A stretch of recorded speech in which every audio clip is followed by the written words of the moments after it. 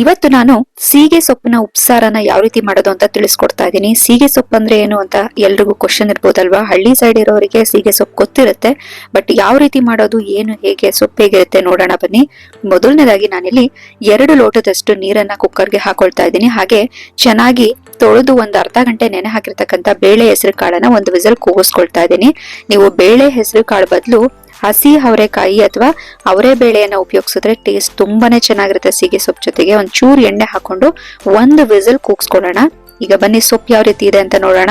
ಇದೇನೆ ಸೀಗೆ ಸೊಪ್ಪು. ಈ ರೀತಿ ಬಳ್ಳಿ ತರ ಇರುವಂತ ಗಿಡಗಳಲ್ಲಿ ಈ ಒಂದು ಸೀಗೆ ಸೊಪ್ಪು ಸಿಗುತ್ತೆ. ನೀವು ಮುಟ್ರುಮನಿ ಸೊಪ್ಪು ನೋಡಿರ್ತಿರಲ್ಲ, ಅದೇ ತರ ಇರುತ್ತೆ. ಆದ್ರೆ ಮುಟ್ರುಮನಿ ಸೊಪ್ಪು ನೆಲದಲ್ಲಿ ಬೆಳೆದಿರುತ್ತೆ, ಇದು ಬಳ್ಳಿಯಾಗಿ ಗಿಡದಲ್ಲಿ ಸಿಗುವಂತದ್ದು. ಚಿಗುರನ್ನ ತಗೊಂಡ್ ಬಂದು ನಾವು ಉಪ್ಸಾರ್ಗೆ ಉಪಯೋಗಿಸ್ಕೊಳ್ಬೇಕು. ಬಲ್ತಿರುವಂತ ಎಲೆಗಳನ್ನ ಉಪಯೋಗಿಸ್ಕೊಳ್ಬಾರ್ದು. ಇದ್ರಲ್ಲಿ ಮುಳ್ಳಿರುತ್ತೆ, ಹಾಗಾಗಿ ಮುಳ್ಳುನೆಲ್ಲ ನೀಟಾಗಿ ಸೋದ್ಕೊಂಡು ನಾವ್ ಈ ರೀತಿ ಚೆನ್ನಾಗಿ ತೊಳ್ಕೊಂಡು ಸಣ್ಣದಾಗಿ ಕಟ್ ಮಾಡ್ಕೊಳ್ಬೇಕು. ಅಕಸ್ಮಾತ್ ಇದ್ರಲ್ಲೂ ಮುಳ್ಳಿದ್ರೆ ಬೇಯಿಸುವಾಗ ಅದು ಕೂಡ ಕರ್ಗೋಗ್ಬಿಡುತ್ತೆ. ಹಾಗಾಗಿ ಈ ರೀತಿ ಸಣ್ಣದಾಗಿ ನಾನು ಹಚ್ಚಿಟ್ಕೊಳ್ತಾ ಇದ್ದೀನಿ. ತುಂಬಾನೇ ಆರೋಗ್ಯಕರ ರೆಸಿಪಿ ಅಂತಾನೆ ಹೇಳ್ಬೋದು. ಟೇಸ್ಟ್ ಅಂತೂ ಅದ್ಭುತವಾಗಿರುತ್ತೆ. ಇದರ ಘಮ ನೀವು ನೋಡ್ಬೇಕು. ಈ ಸೊಪ್ಪನ್ನ ಸ್ವಲ್ಪ ಕೈಯಲ್ಲಿ ಚಿವುಚ್ಬಿಟ್ಟು ಮೂಸ್ ನೋಡಿ ಎಷ್ಟು ಘಮ ಘಮ ಅಂತ ಇರುತ್ತೆ ಅಂತ. ಉಪ್ಸಾರ್ಗಂತೂ ಟೇಸ್ಟ್ ತುಂಬಾನೇ ಚೆನ್ನಾಗಾಗತ್ತೆ. ಈ ಹಸಿ ಅವರೆಕಾಯಿ ಸೀಸನ್ ಅಲ್ಲಿ ಈ ಸೀಗೆ ಸೊಪ್ಪನ್ನ ಬಳಸ್ಕೊಂಡು ಮಾಡೋದ್ರಿಂದ ಟೇಸ್ಟ್ ಇನ್ನೂ ಚೆನ್ನಾಗಿರುತ್ತೆ. ಈಗ ಕಾಳು ಬೆಂದಿದೆ, ವಿಸಲ್ ಎಲ್ಲ ಹೋಗ್ಸ್ಬಿಟ್ಟು ನಾನು ಇವಾಗ ತೆಗಿತಾ ಇದ್ದೀನಿ. ನೋಡಿ, ಕಾಳೆಲ್ಲ ಚೆನ್ನಾಗಿ ಬೆಂದಿದೆ. ಇದಕ್ಕೇನೆ ನಾನು ಸೀಗೆ ಸೊಪ್ಪು ಕಟ್ ಮಾಡಿದ್ನಲ್ಲ ಅದನ್ನ ಹಾಕೊಳ್ತಾ ಇದ್ದೀನಿ. ಈಗ ಸೊಪ್ಪನ್ನ ಹಾಕೊಂಡ್ಮೇಲೆ ತುಂಬಾ ಬೇಯಿಸೋ ಅವಶ್ಯಕತೆ ಇಲ್ಲ. ಕಾಳು ಆಲ್ರೆಡಿ ಬೆಂದಿರೋದ್ರಿಂದ ಒಂದು ಕುದಿ ಬೇಯಿಸಿದ್ರೆ ಸಾಕಾಗತ್ತೆ. ಇದ್ರ ಜೊತೆಗೇನೆ ನಾವು ಉಪ್ಪನ್ನ ಹಾಕೊಳ್ಬೇಕು. ರುಚಿಗೆ ತಕ್ಕಷ್ಟು ಉಪ್ಪನ್ನ ಹಾಕೊಳ್ತಾ ಇದ್ದೀನಿ. ಇದನ್ನ ಒಂದು ಕುದಿ ಬೇಯಿಸ್ಕೊಂಡ್ರೆ ಸಾಕಾಗತ್ತೆ. ಇದನ್ನ ಒಗ್ಗರಣೆ ಮಾಡೋದ್ರಿಂದ ತುಂಬಾ ಓವರ್ ಕುಕ್ ಮಾಡ್ಕೊಂಡ್ರೆ ಕಲ್ಸೋದಾಗ ಆಗತ್ತೆ. ಹಾಗಾಗಿ ಒಂದೇ ಒಂದು ಕುದಿ ಬೇಯಿಸ್ಕೊಂಡ್ರೆ ಸಾಕು. ಒಂದು ಕುದಿ ಇದನ್ನ ಬೇಯಿಸ್ಕೊಳ್ಳೋಣ.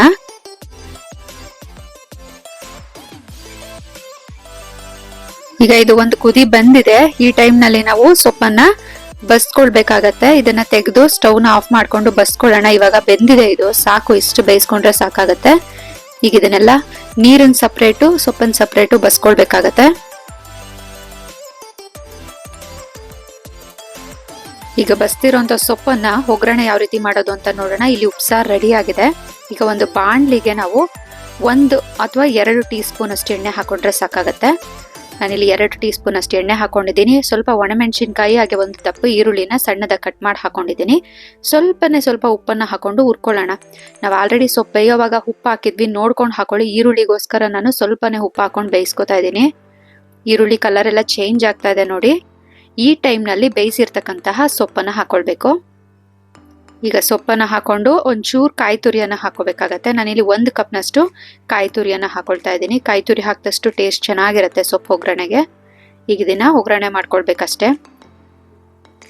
ಮೀಡಿಯಂ ಊರಿನಲ್ಲಿ 1-2 ನಿಮಿಷ ಈ ರೀತಿ ಕೈ ಆಡಿಸ್ಬಿಟ್ಟು ಸ್ಟವ್ನ ಆಫ್ ಮಾಡ್ಕೊಂಡ್ರೆ ರುಚಿಯಾದಂತಹ ಸೀಗೆ ಸೊಪ್ಪಿನ ಒಗ್ಗರಣೆ ರೆಡಿ ಆಗತ್ತೆ.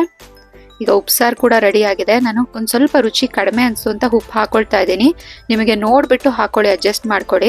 ಈಗ ಸೊಪ್ಪು ಒಗ್ಗರಣೆ ಆಗಿದೆ. ಹಾಗೆ ಉಪ್ಸಾರನ್ನ ನಾವು ಬಸ್ತಿಟ್ಕೊಂಡಿದ್ವಲ್ಲ ನೀರು, ಆ ಉಪ್ಸಾರಿಗೆ ಸ್ವಲ್ಪನೇ ಖಾರ ಹಾಕೊಳ್ಬೇಕಾಗತ್ತೆ. ನಾನು ಮನೆಯಲ್ಲೇ ಆಲ್ರೆಡಿ ಖಾರ ರೆಡಿ ಮಾಡಿದ್ದೆ. ಖಾರದ ರೆಸಿಪಿ ಬೇಕಂದ್ರೂ ನಾನು ಲಿಂಕ್ ಶೇರ್ ಮಾಡ್ತೀನಿ. ಉಪ್ಸಾರು ಖಾರನ ಹಾಕೊಂಡು ಒಂದ್ ಸ್ವಲ್ಪ ಅದಕ್ಕೇನೆ ಮಿಕ್ಸ್ ಮಾಡ್ಕೊಂಡು ಕುದಿಸ್ಕೊಳ್ತಾ ಇದ್ದೀನಿ. ಇದೊಂದು ಕುದಿ ಬರ್ಬೇಕು ನೋಡಿ. ಉಪ್ಸಾರು ಖಾರ ಹಾಕಿದ್ದೆ, ಒಂದ್ ಸ್ವಲ್ಪನೇ ಹಾಕಿದ್ದು. ಘಮಘಮಿಸುವಂತ ಉಪ್ಸಾರು, ಸೀಗೆ ಸೊಪ್ಪಿನ ಪಲ್ಯ, ಮುದ್ದೆ ಎಲ್ಲ ರೆಡಿ ಆಗಿದೆ. ಟೇಸ್ಟ್ ಮಾಡಿದ್ರಂತೂ ಅದ್ಭುತವಾಗಿದೆ. ವಿಡಿಯೋ ಇಷ್ಟ ಆದ್ರೆ ಲೈಕ್ ಮಾಡಿ.